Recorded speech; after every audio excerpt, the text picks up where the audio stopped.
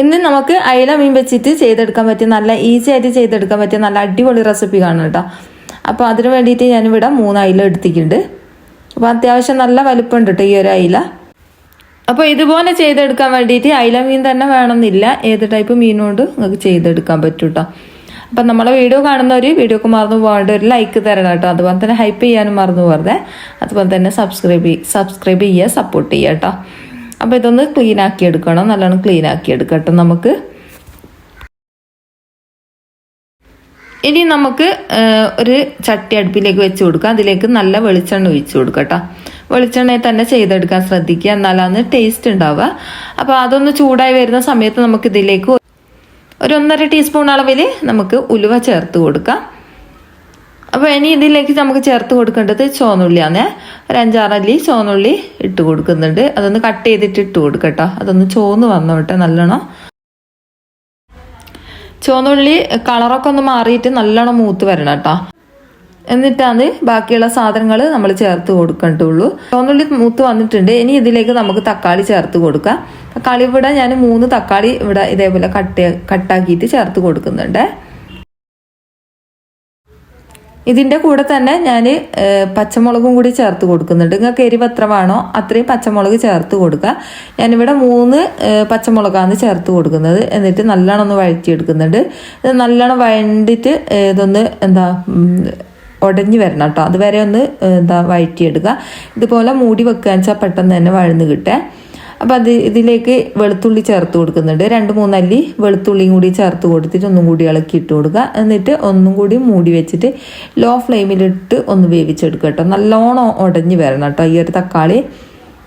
അപ്പോൾ ആ ഒരു തക്കാളി ഉടഞ്ഞു വരുന്ന സമയം കൊണ്ട് നമുക്ക് മസാലപ്പൊടികളൊക്കെ എടുത്ത് വെക്കാം.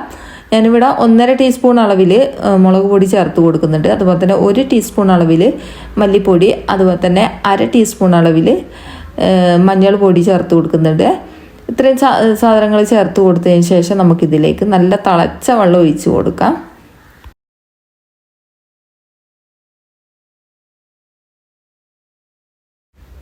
പച്ചവെള്ളം ഒഴിക്കാൻ പാടില്ല കേട്ടോ, ഫസ്റ്റ് തന്നെ മാറും കേട്ടോ. അപ്പോൾ ഇത് കട്ടകളില്ലാണ്ട് ഇതേപോലെ ഒന്ന് ഞാൻ ഇളക്കി ഇട്ട് കൊടുക്കുന്നുണ്ട്. അപ്പോൾ അത് കട്ട തീരെ വേണ്ട കേട്ടോ. അപ്പോൾ അത് നല്ലോണം ഒന്ന് ഇളക്കി മാറ്റി വെക്കാം. ഇതിലേക്ക് ഞാൻ പുളി ചേർത്ത് കൊടുക്കുന്നുണ്ട്. 1 നെല്ലിക്ക വലുപ്പത്തിലുള്ള പുളി ചേർത്ത് കൊടുക്കുന്നുണ്ട്. അപ്പോൾ അതും കൂടി ചേർത്ത് കൊടുത്തിട്ട് അവിടെ മാറ്റി വെക്കാം. അപ്പോഴേക്കും നമ്മളെ തക്കാളി ഇവിടെ നല്ലോണം വെന്ത് ഉടഞ്ഞ് വന്നിട്ടുണ്ട്. അപ്പോൾ ഇതേപോലെ നല്ലോണം വെന്തിട്ട് വേവിച്ചിട്ട് ഉടച്ചു കൊടുക്കാം. ഇനി ഇതിലേക്ക് നമ്മൾ ആക്കി വെച്ച ആ ഒരു മസാലക്കൂട്ടില്ലേ അത് ഇതിലേക്ക് ഒഴിച്ചു കൊടുക്കാം.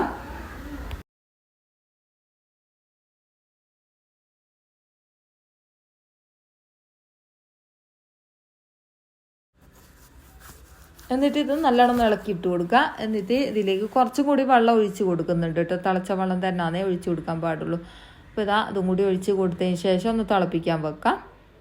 അപ്പം നമ്മൾ മസാല പൊടി എടുത്ത ആ ഒരു പാത്രത്തിൽ തന്നെ കഴുകിയിട്ട് അതിലേക്ക് ഒഴിച്ച് കൊടുക്കുകയാണ് ചെയ്യുന്നത്.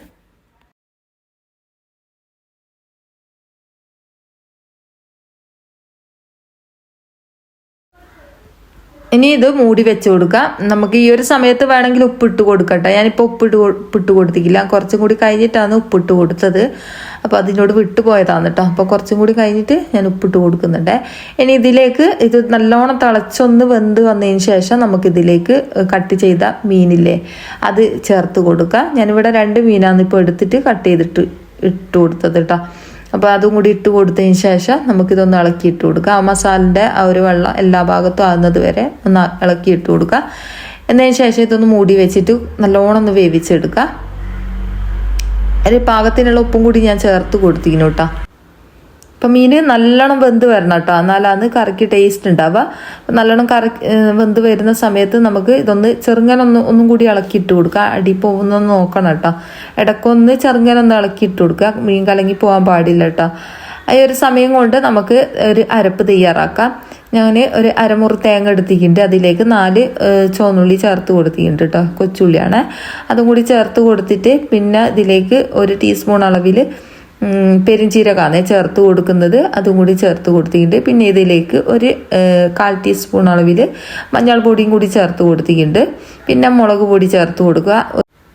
ഒരു 1/2 ടീസ്പൂൺ അളവിൽ മുളക് പൊടിയും കൂടി ചേർത്ത് കൊടുക്കുന്നുണ്ട്. നമ്മൾ നേരത്തെ മസാലയിൽ ചേർത്ത് കൊടുത്തതാണല്ലോ മുളക് പൊടി, അപ്പോൾ കൂടിപ്പോകാൻ പാടില്ല കേട്ടോ. അപ്പോൾ കൂടിപ്പോയാൽ പിന്നെ എരിവ് ഭയങ്കരമായിരിക്കും കേട്ടോ. ഇനി ഇതൊരു ജാറിലേക്ക് ഇട്ട് കൊടുത്തിട്ട് നമുക്കിതൊന്ന് നല്ല പേസ്റ്റ് പോലെ അരച്ചെടുക്കണേ. അപ്പോൾ കുറച്ച് മാത്രം വെള്ളം ചേർത്ത് കൊടുത്താൽ മതി, വേണമെങ്കിൽ നോക്കിയിട്ട് ചേർത്ത് കൊടുക്കുക കേട്ടോ. അപ്പോൾ ഇതാ മുഴുവനായിട്ട് ഈ ഒരു ജാറിലേക്ക് ഇട്ട് കൊടുക്കുന്നുണ്ട്. കുറച്ച് മാത്രം വെള്ളം ചേർത്ത് കൊടുത്തിട്ട് നല്ല പേസ്റ്റ് പോലെ അരിഞ്ഞ് കിട്ടണം. അരയ്ക്കുന്ന സമയത്ത് വെള്ളം പോരെങ്കിൽ കുറച്ചും കൂടി ചേർത്ത് കൊടുത്താൽ മതിയാവും കേട്ടോ. ഞാനിതാ ഇവിടെ നല്ലോണം അരച്ചെടുത്തിട്ടുണ്ട്. ഇതേപോലെ കിട്ടണം കേട്ടോ, നല്ലോണം അരഞ്ഞ് കിട്ടിയിട്ടുണ്ട്. ഇനി ഇത് നമുക്ക് ഈ ഒരു വേവിച്ച മീനിലേക്ക് ചേർത്ത് കൊടുക്കാം.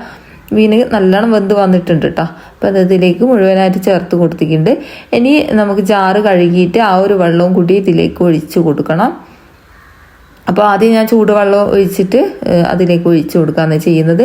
പിന്നെ ലാസ്റ്റ് കുറച്ച് വെള്ളം കൂടി ഞാൻ ഇതിലേക്ക് കുറച്ചധികം തന്നെ ചേർത്ത് കൊടുക്കുന്നത്. കുറേ ഒന്നും വേണ്ട കേട്ടോ, നല്ല മുയിപ്പിലാണ് വേണ്ടത്. കുറച്ച് കട്ടിക്ക് തന്നെ കറി വേണം കേട്ടോ. അപ്പോൾ ഇതാ ഞാൻ കുറച്ചും കൂടി വെള്ളം ഒഴിച്ച് കൊടുത്തതാണ്. എന്നിട്ട് നമ്മളെ മീൻ ഉടഞ്ഞു പോവാത്ത രീതിയിൽ ഇതേപോലെ പതുക്കെ ഒന്ന് ഇളക്കിയിട്ട് കൊടുക്കുക കേട്ടോ. ശ്രദ്ധിച്ചിട്ട് ഇളക്കി ഇട്ട് കൊടുക്കുക. ഇനി ഇത് നല്ലോണം ഒന്ന് തിളപ്പിച്ചെടുക്കുക. നല്ലോണം തിളയ്ക്കേണ്ട ആവശ്യമില്ല കേട്ടോ. ഒന്ന് നല്ലോണം തിളച്ച് തോന്നിയാൽ നമുക്കിത് ഫ്ലെയിം ഓഫ് ആക്കാം. പാകത്തിന് ഉപ്പൊക്കെ ഉണ്ടോ നോക്കുക കേട്ടോ, ഉപ്പും പുളിയൊക്കെ ഉണ്ടോ നോക്കുക.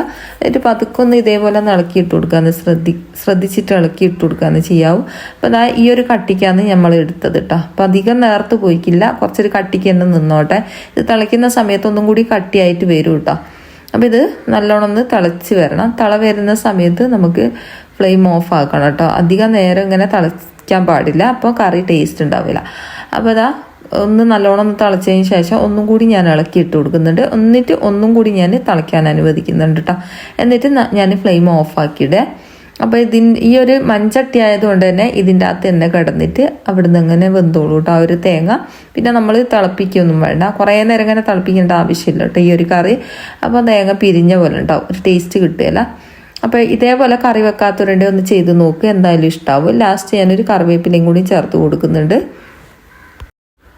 അപ്പോൾ ഇത്രയും തിളച്ചതിന് ശേഷം ഞാൻ ഫ്ലെയിം ഓഫ് ആക്കി ഇട്ടിട്ടുണ്ട് കേട്ടോ. അപ്പോൾ അത് അവിടെ കിടന്നങ്ങനെ വെന്തോളൂ കേട്ടോ. ഇനിയിപ്പോൾ നമ്മൾ തീ കത്തിക്കൊന്നും വേണ്ട, അത് ഞാൻ മൂടി വെച്ചിട്ടുണ്ട്.